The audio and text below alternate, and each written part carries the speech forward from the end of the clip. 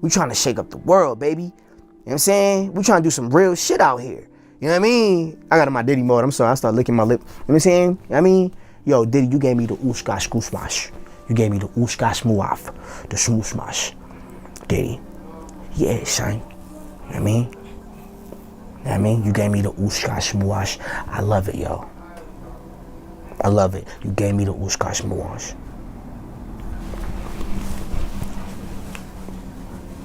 So I can't sit here and bash him and all that crazy madness and all that craziness. I'm not finna. It's not what I'm here to do. What I'm here to do is I'm here to make sure that all my baby mamas know it's time for my kids to see their damn daddy. That's it. That's all. No issues, no extra stuff, man. But if I don't see all my damn kids, it's gonna be a problem.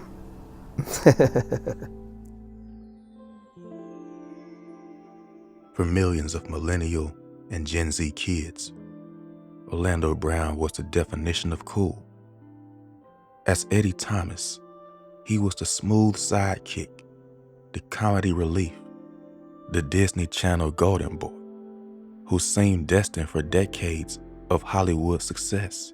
He stood at the pinnacle of childhood fame. But what happens when the spotlight fades and the cameras stop rolling? The Disney dream quickly dissolved into a public nightmare. Mug shots replaced headshots. Erratic interviews replaced red carpet appearances. And the face that once launched 1,000 laughs is now almost unrecognizable. This is the true chaotic and often heartbreaking story of Orlando Brown's descent. The story of what happens when fame finds you too young and never quite lets you go. Before the chaos, there was undeniable talent. Born in 1987, Orlando Brown didn't wait long to start working. By age 7, he was already starring in a major film. His breakthrough came in 1995's Major Payne, where he held his own alongside Damon Wayans. This led directly into a reoccurring respected role on the long-running family drama Family Matters. He wasn't just a child actor, he was a working professional. But if Major Payne gave him recognition, the Disney Channel gave him immortality. In 2003, That's So Raven premiered. The Orlando Brown, as Raven Baxter's best friend Eddie, became a household name globally. For 4 seasons, he was the anchor of one of the highest rated shows on cable. He had movie roles, voice acting gigs in shows like The Proud Family, and even a budding musical career. He was untouchable. This is where the story usually ends. Happy ending. Successful transition. But for many child stars, the intense pressure of constant work, being raised on set, and the lack of a normal childhood creates a ticking time bomb. By the time That's So Raven wrapped in 2007, Orlando was 20 years old and had spent nearly his entire life performing for others. He was now facing the brutal reality all Disney stars must confront. After That's So Raven work slowed down, this sudden silence after a lifetime of noise is often fatal for child stars. They lose their structure, their purpose, and sometimes their identity. While Brown continued to pursue his music, his name began popping up in police reports instead of casting calls. In 2011, he was arrested for a DUI in Los Angeles. This was the first major public sign that something was deeply wrong. Beneath the surface, he was given probation, but the pattern was set. The next few years featured minor arrests and public appearances that were just off. He was struggling, but the public largely ignored it, chalking it up to typical Hollywood self-destruction. The real escalation began around 2016.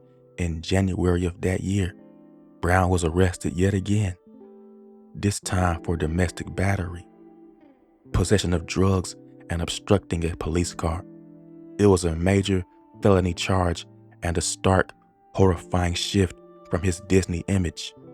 This arrest, threw him into the unforgiving cycle of the legal system, but more importantly, it threw him into the unforgiving light of the internet, where mental health crises are often treated as pure entertainment. The transformation seemed complete.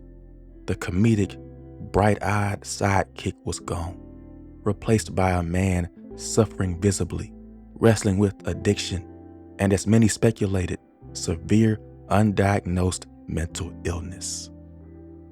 For years, Orlando Brown's story was a quiet tragedy, but in 2018, everything exploded into a full-blown public spectacle.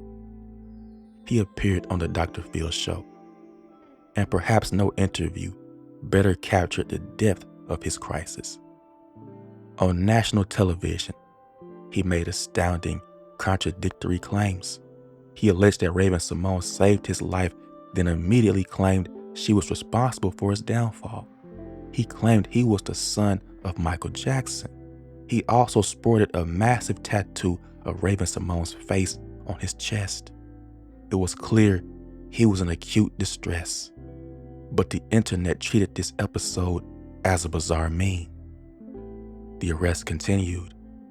In 2018 alone, he was arrested multiple times for burglary, drug possession, and failing to appear in court. He became transient, often found in shocking locations. One particularly disturbing incident involved a live stream from a motel room where his behavior was highly erratic. It seemed he was completely detached from reality. This wasn't just a case of an actor making bad choices. This was a man whose mental health and stability had completely fractured under the weight of his unaddressed trauma and possible substance abuse.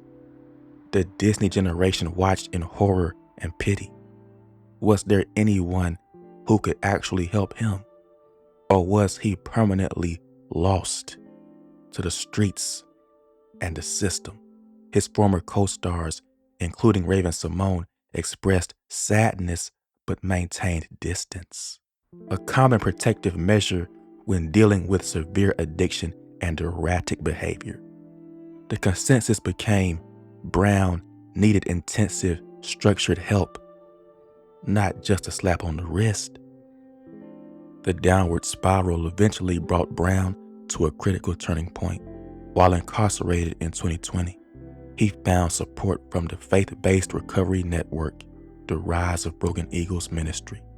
For the first time in years, the public saw a glimpse of the Eddie Thomas they remembered. The tattoos were still there, but the manic energy was replaced by a quiet sobriety. He spoke openly about his time in jail, his struggles with addiction, and the necessity of finding God to stabilize his family. He found structure in the rehabilitation center, focusing on manual labor and spiritual guidance away from the temptations of Hollywood. However, recovery is rarely linear, and in 2022, Brown faced further legal trouble regarding a domestic dispute. Although reports suggested he was actively fighting his addiction at the time, as of today, Orlando Brown is continuing his path toward sobriety and stability, often sharing updates via social media, focused on his family and his faith. His story remains a stark reminder of the often invisible toll that early fame takes. Orlando Brown's journey is not just a tale of celebrity burnout. It's a visible portrait of a mental health crisis compounded by fame. He was a kid who made us laugh, who never got the chance to transition quietly into adulthood. We can only hope that for Orlando Brown, the spotlight of public tragedy has finally dimmed, allowing him the space to rebuild his life one day at a time. If you enjoyed this video, give it a like and subscribe and hit that notification bell so you don't miss the next video. Thanks for watching. I'm John Berry, and I'll see you later.